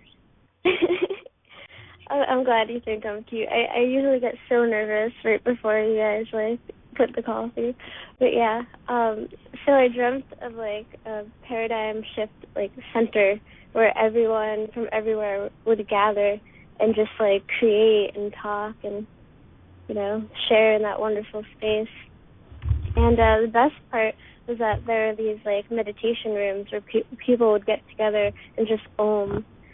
And I don't know if anyone's ever meditated within a dream, but I think it would be pretty cool. Unfortunately, I woke up right before I got to meditate in my dream, but so yeah. Yeah. But I also dreamed that I called in. I also dreamed that I called in, and today I called in, so yay. Yay. You dreamed that you were going to call in, and then you called in. Oh, my God. Wow. That's good. Well, Talk actually, about it's funny. It's funny because in dreams like those, it sort of makes you wonder, like, which came first? Like, like, did you already call in and then you dreamt about it? Or did you dream about it and then you call in? Because, yeah, I don't know. But what you said, actually, Zoe, have you ever have you ever successfully meditated in a dream? Because that was one thing I did want to mention, just like the craziness of like even just that idea, becoming lucid in a dream and then meditating in a dream and then actually like going like deeper, like, you know, like Inception type stuff. So have you done that? Have you meditated in a dream to a degree? Yeah, actually I have. And it does, you're right, it does get pretty crazy. It has that Inception element to it. I actually lucid dream quite a bit. But one dream that came to mind was I was able to, because sometimes when you lucid dream, it's really difficult to hold the lucidity, you know? Mm-hmm. It takes a lot of really clear concentration and breathing, you know, so you don't either wake up or lose your lucidity and just, you know, your dream just goes wherever. But one time I was able to take a dream character from one dream with me outside of the dream and outside of my dream space. It's going to sound really weird, but I felt like I was going outside of the dream, but also deeper within myself. So the outside was the inside, and the inside was the outside. It was really strange. Mind blown. blown. It was just this, it was just this like void space, and then in this void like dark space, and it wasn't dark or scary or anything. It was more like peaceful, you know, warm. But within this space, there were all these little bubbles of different dream realities that I could pick, and I picked one, and I took this dream character from another dream into that reality. And, you know, when we got there, the dream character was mad at me. They're like, you can't just take me out of my reality into another reality without asking. And I was like, oh, I'm sorry. But, yeah, it was pretty cool. So that's kind of like, not exactly meditating, but meditative in the sense that you go deeper than the dream itself and into a whole different space. Yeah. So, yeah. That's cool. Okay. That's cool. I mean, just even kind of what you were saying, the idea that this other entity actually had like a self-awareness to them that was perhaps like a bit different from like another dream character where you're just like, hey, come on, let's go this way. And it was just like, wait a second, like this isn't just your dream, you know, like gotta have some sort of compliancy or something here. But I mean, did it feel like when with that character that you were talking about, did that character feel like a projection of yourself, or did it actually feel like perhaps like an actual intelligence of itself? You know, it's hard to say. It definitely felt like it because, you know, as you said, it had its own awareness of itself. And I've had lots of other, I mean, I always dream about people, and I've had lots of dreams where, you know, I ask them, do you know you're dreaming? Are you real? And they just kind of give me a blank stare. And then I'm just like, okay, this is probably definitely a projection of myself. But it's really hard to tell because you always, like, want to have that shared dream experience, you know? You want to meet another entity that can be there and, you know, give you that energy back. I really don't know. That's like when I just like talk about this stuff, it really just makes me want to take those steps towards becoming more disciplined in this, because like I know, and I think this is something where let's well, first of all, I'll just say if anybody else wants to call in, please feel free to call in and you can join in on this conversation. We still got about 28 minutes left, and I think we'll close off with a meditation. We can still do that to end out on, but from here I would just be curious to like put forth some practical tips, some practical insight that anybody here has to share on how we can go about just being more mindful of a dream experience, how we can go about remembering our dreams in more ways, and how we can go about engaging with our dreams in more ways. And like for me, I know, and I'll just put this tip out there, and for anybody like out there listening, just try this for yourself. For me, one on whether or not I remember dreams is actually on like whether or not I've like been working with cannabis within like the most recent period of time, and literally within like a 24-48 hour period of not working with cannabis, I actually do have more recall. So I mean, for me, it's this interesting toss up of like I feel that there's a responsibility that I have to sort of look at my dreams with, in the idea that given my position, given the stuff that I'm interested in doing, given the reality that I want to create, given the idea that I spent a good amount of time in the past actually making video dream logs and sharing them with you guys, and I could potentially still be doing that in the future, it creates this opportunity where the universe is like, all right, if Brendon can develop the habit of sharing, therefore, as the universe, we have the potential to like put an experience through him, through me, through myself, that he can pass on as an experience that he can share as a remembered dream. So, I mean, for me, I feel like not that my focus is just on sharing my dreams, but I feel that if I can develop more willpower towards maintaining consistency with remembering my dreams, I feel it'll actually benefit not just myself, but for people in the community, people who I'm also sharing my dreams with the idea that I know historically my dreams have had some like really crazy psychedelic stuff in the past, like sort of very like apocalyptic stuff, but not necessarily like always apocalyptic in a negative sense. Crazy stuff with like the moon, crazy stuff with like UFOs, crazy stuff with like energies in the sky, and like seeing the really like interesting stuff that I do want to share with more people. So perhaps after this episode, keep an eye open on my possibility of possibly putting up some more video dream logs in the future, because I just know I need to get back into the habit of that. So one of the habits, my practical tip that I'm just putting forward, is to be aware of whether or not, if you're working with cannabis, be aware of that being a factor to your dream recall, and consider just like, not working with it as often, and observe the effects. So I'll put it out there. What else? Who else wants to add a practical tip that they have, and we'll just keep going in the circle. So. I think that this is just something that I've read and I've actually felt myself, is maybe because dreams are also a reflection of your belief systems, and kind of loosening that up a little bit, I find that helps me. I'm very open-minded. I mean, anything can happen. An alien could land in my living room. I mean, really. So I'm just always like that, and I think that personally helps me with dream recall and with what can happen in the dreams. And really, I've felt lately, I don't know if you guys have, but sometimes, you get into that twilight zone, like when you wake up and it blurs the lines a little bit, like, whoa, is this really, because I'm in a wakeful state, but then I feel like this is still a dream, and so that kind of malleability, I don't know, just loosening that up a little bit, and just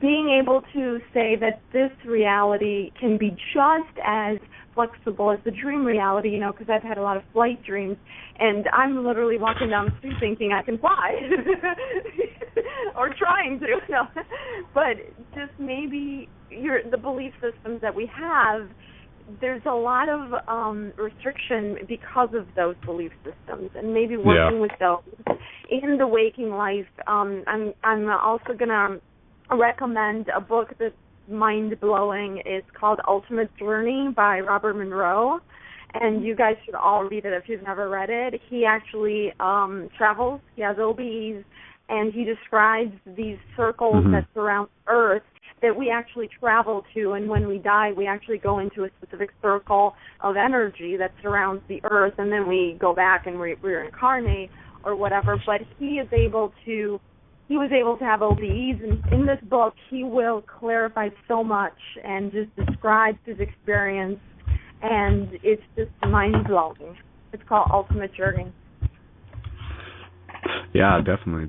And again, there's like so much stuff that, I mean, the conversation obviously can't entirely be fit within just like one episode, and it will come up again. But we had mentioned, or maybe did we mention remote viewing? I'm not sure if we did. I don't think we actually did. We talked about astral projection, but yeah, Robert Monroe, like he sort of was one of the people who started coining the but he definitely was all about that, and that's kind of like the sort of scientific label that they use for the idea of astral projection. And the idea astral projection, straight like answer, even though it's kind of, you can change it based on how you look at it. Astral projection is the projection of your astral body, so you're not just bound by your physical, so you can get up, walk out of a room with your astral body, go through walls, fly over to Russia, check out their nukes, and come back and report it to your government, is what they actually used it for. But you can totally use it for other things, like check in on your family, or in a very practical way, thinking about like, why the heck do we have this ability in the first place?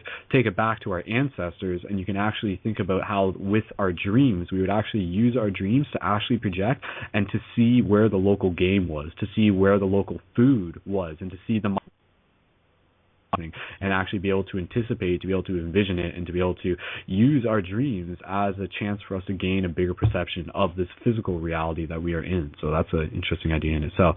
But yeah, so reading sources about dream exploration, any of the books out there, there's definitely a lot of them. And so again, in terms of practical tips, practical ideas, I mean, writing down your dream is the key one. Mindfulness is the other key one.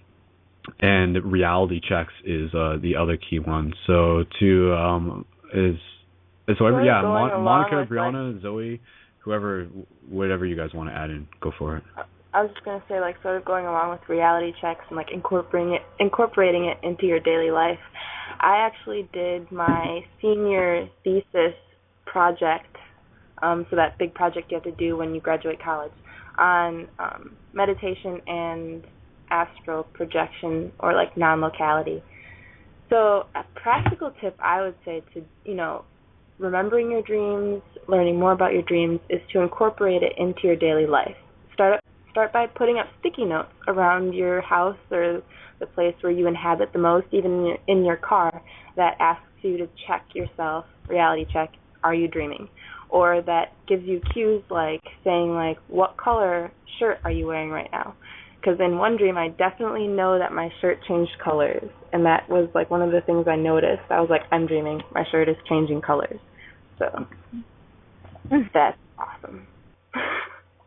And Zoe? Yeah, okay.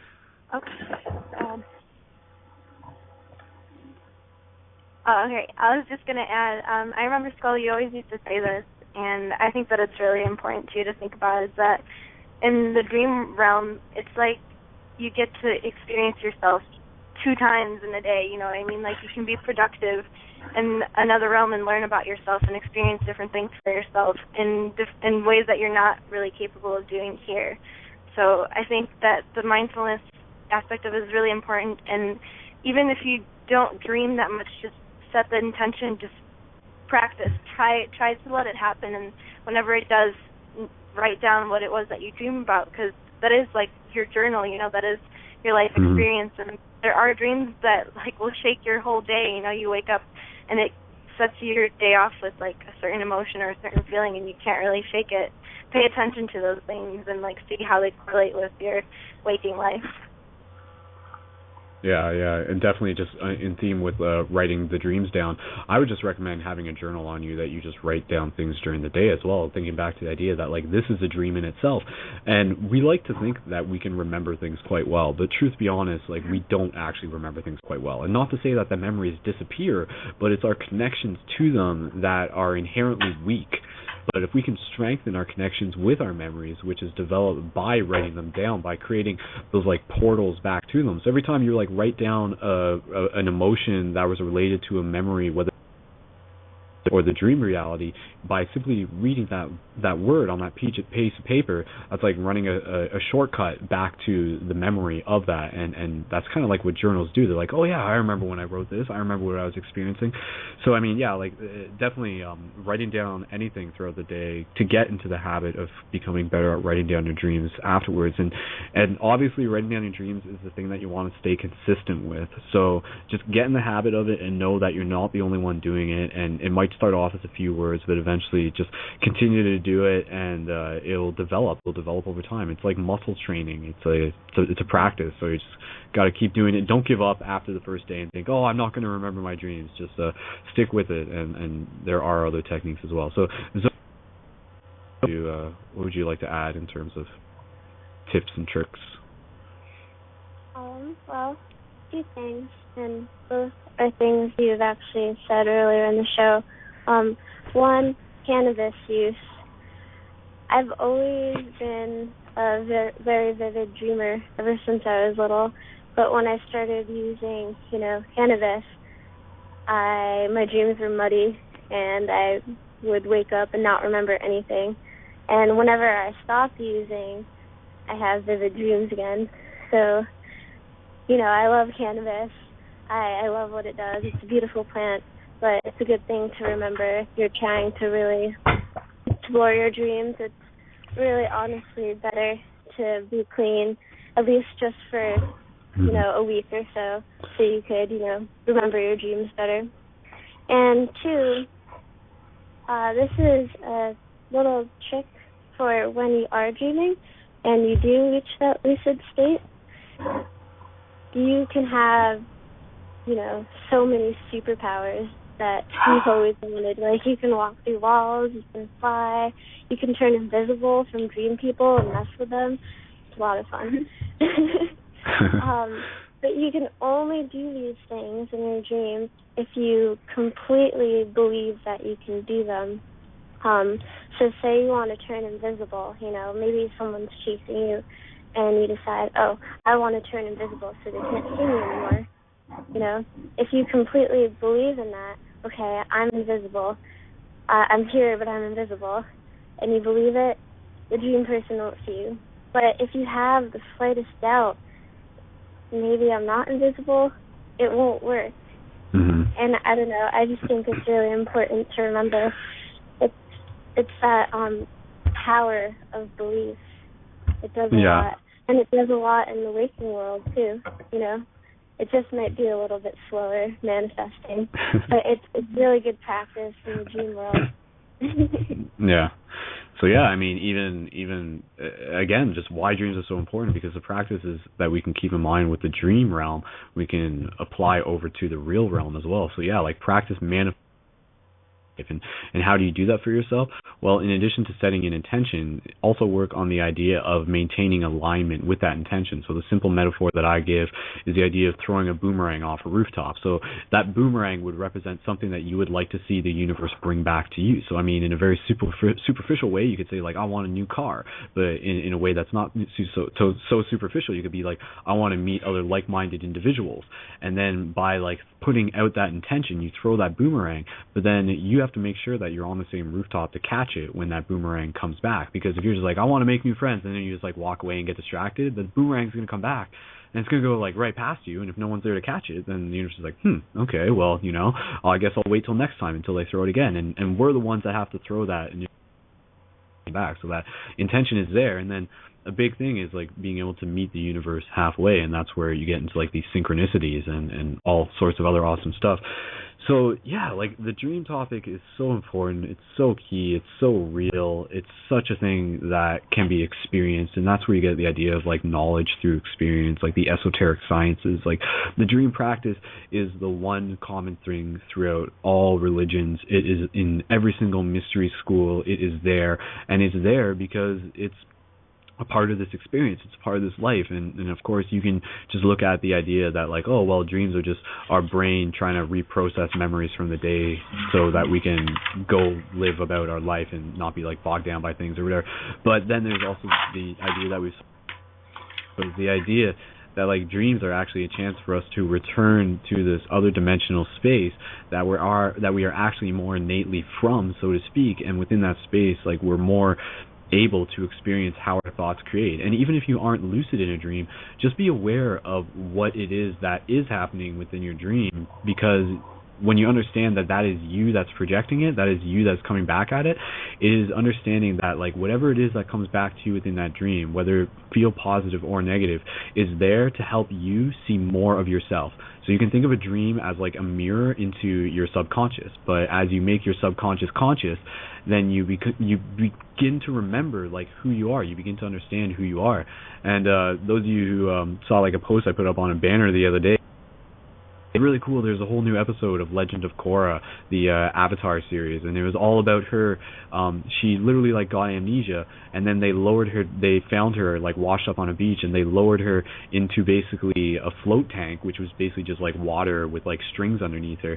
And then she went into this deep comatose state, but that was also like an astral state. And through there, she remembered her spirit connection with the Avatar, which is like the first human to be that bridge between the spirit realm and the human realm, and to have control over the elements. And then that is like a metaphor for what all of us can be. All of us can be that first Avatar, because we can like master our domain within the dream realm, and then like master our domain within this realm. And yeah, it gets like really nifty, and there's definitely more to yeah, spoilers. Well, that's not really a spoiler, actually.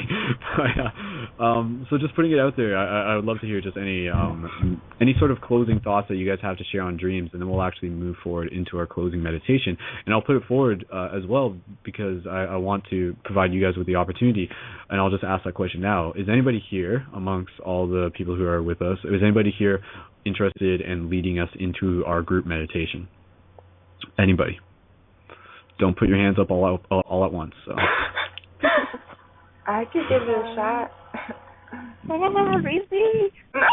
Is that an official from Brianna? Was there anybody else? Because I mean, are we going with Brianna then? Is that a team decision? I guess Does Zoe? Try. I can be brave and try. Zoe, go for it. Forces, and one of you can like, you guys can like hum and sing in the background, or you could do like a team thing. I mean, it's practice, right? So just. If you want to do that, but okay, we'll figure that out in 2 minutes. Before we get there, since we only have 11:11 left in the show, what would you guys just like to add to remind people about the whole dream topic, and any last tips and tricks that you might be able to leave them with, and words of encouragement? So maybe just putting this out there to whoever. Okay, well, I would like to really thank everyone right now, and then talk about closing up the dream topic by saying that recently there's been a lot of talk about really manifesting your dreams or living your dreams. And what does that mean? Like, we can all say it with enthusiasm, but what it comes down to is really asking yourself what you want to dream and what you want those dreams to create, or what you want to create in your dreams. So I just want to leave everyone with, like, bringing your dreams into reality is key. But the first step is understanding your dreams. Nice. Also, I think that it's really important to remember that your thoughts and your emotions, and, you know, there's a lot of chatter that happens in the brain, and there's a lot of noise. And it's very important to hone that into, you know, focused effort, and to clear up all that stuff and organize our energy, because there is something greater than that is, you know, this portal to something much greater than us, something much bigger and more limitless than what we know of, you know, in the physical world. So the dreams that we have are really key, and you can practice. You can see it as practice. You know, I'm practicing finding myself. You know, I'm practicing finding that joy and finding that spirit, that self that is so much greater than what I think I am, you know, right now. So it's really that state of finding and discovering and focusing yourself, you know, and trying to focus and check your belief systems too, because those are either limiting or, I mean, they can be either way, but the belief system really, I think, just kind of goes into the dream world as well, and you'll see your beliefs right there in front of you, and they're very real. So that's it. Nice. All right, Zoe and Monica, you guys can get in a couple thoughts. And what I was thinking for the meditation, actually, I'm going to try playing my singing bowl rather than just using a traditional audio track, so we can sort of like walk our way through that. One thing I will just mention, people in the live chat, put in your profiles in Facebook. add with you. That's one way you can get connected with each other beyond the show. And a reminder that we will be doing an after party hangout, and you can find the link for that, which is a Google Hangout. So log into Google Plus, and you can find that through facebook.com/Paradigm Shift Radio. And last and final reminder, if you would like a 33% bonus to your button order, go to ParadigmShiftCentral.com/buttons and order your buttons now. Or, since I'm a super awesome and nice guy, if you are listening to the show this far and are not listening to it live and still want that 33% bonus to your order, then in your order instructions when you're submitting your form through the website, just include a little bit in there about how much you love Paradigm Shift Radio, and that will still be like the code word for bonus buttons. So feel free to do that once you submit your forms. But yeah, thank you again to everybody listening to for being a part of the shift, and we look forward to hearing more stories from you in the weeks to come. And next week on Paradigm Shift Radio, we're actually going to be having on some guys who are going to be talking about paranormal investigation. So that was something that I went on a couple weeks ago, and it's going to be in theme with the Halloween that we're working ourselves towards. So stay tuned for that. That'll be in next week on Paradigm Shift Radio. So only 7 minutes left, not to rush things here, but Monica and Zoe, just some last points that you guys would like to add on the dream topic or anything. Yeah, I just wanted to say, just pay attention as much as you can to your dreams, because it is in a way that your higher self is talking to you. And kind of working off of what Breezy was saying, I thought that was beautiful to say that making your waking reality come true as your dream, you know, like walk in the direction of your dreams, make this reality as much aligned with what you really one day hope for your life to look like. It's so important. We're only here once as far as we know, and I think it's just like so important to live it as best as we can. So yeah, that's it. Thank you. Cool. And Zoe? I'm actually ready for the meditation. Okay, all right. So let's move into our meditation. Lead by example. All right. So, Brianna, we'll do this. I'll let you lead in. Does anybody else, Monica or anybody? Do you guys want to just? Should I mute you? I can stick around and see what happens. Okay, you guys. Yeah, feel free to do like a group meditation if you guys somehow want to sync this up on your own voice on behalf of the universe. That'd be cool. Okay, cool. All right. Well, Brianna, let's begin the meditation. So, okay, our caller dropped. It's not Ramona, it's Romina, I forget her name already, but Romina. I'm bad with names. Romina, no, it was Romina, yeah. Thank you, Romina, for calling in. I guess she dropped either. She just was heading to the meditation either way. So with only just 5 minutes, I mean, this isn't going to be a deep meditation. This is just going to be more of a reflection and empowerment meditation. So we're going to channel some messages on behalf of the universe about how awesome we are and how much potential we have ahead of us. So Zoe, I'll keep you unmuted in case there's anything else that you want to add in. So this is Monica, Brianna, and Zoe doing representing awesome people in the world, meditation, one love. So, all right, so go ahead, lead us into this, and I'll let you know when there's 1 minute left, and we'll wrap things up. So go ahead, Brianna, just walk us into this, and I'll start playing the singing bowl. So. Okay, everyone begin to focus on your heartbeat.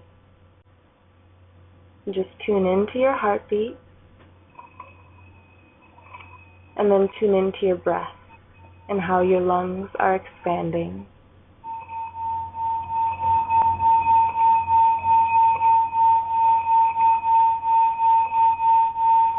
Notice your breath. Notice your posture.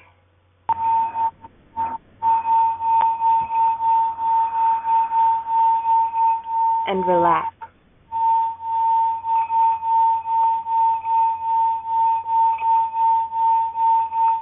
Now imagine that you are floating.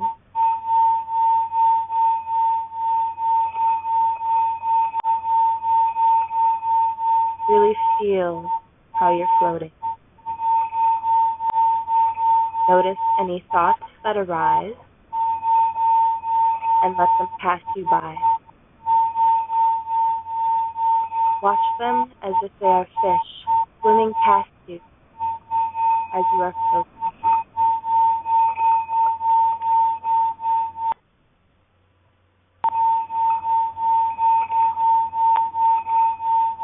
And breathe.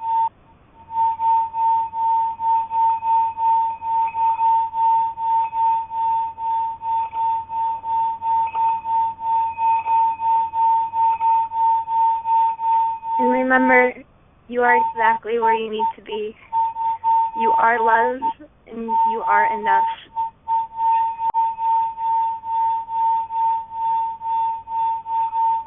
And as you go deeper, remember, you are so safe and so loved.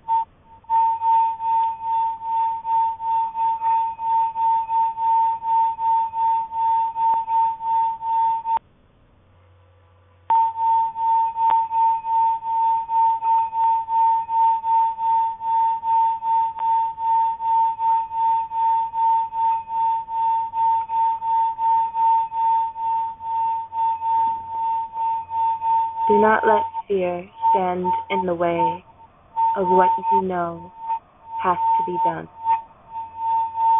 All those worries, turn them into novels, into stories with beautiful endings.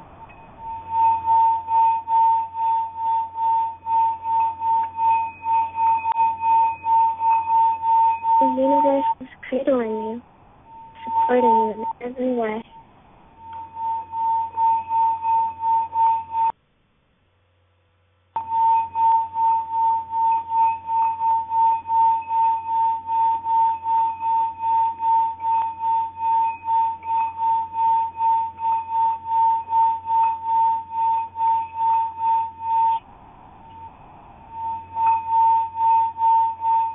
Remember to breathe.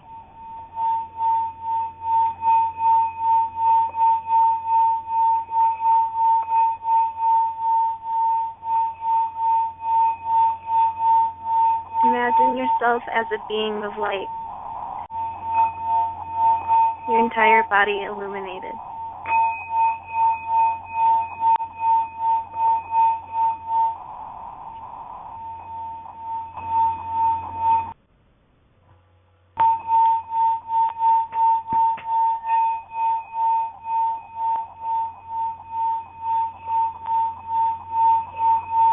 And remember that you are dreaming. That you are always dreaming. And within this dream, you always have the choice to create. Namaste. Namaste. All right, so 20 seconds on the clock, wrapping this up with a huge thank you, huge one love to everybody listening to this. ParadigmShiftCentral.com. Check out the episodes. Check out all the stuff there. For Paradigm Shift Community, change the world, and join us in the after party, facebook.com/Paradigm Shift Radio, and again, one love. So, girls, you can join me in saying goodbye to everybody listening in with us tonight as we say farewell to the internet, and until next time. So, bye, internet. Bye. Bye, everyone. Love you. I love you. Bye. All right. Thanks, guys. You guys are awesome. You're so awesome. Thank you so much. Peace out. Love you all. Bye. I love you so much.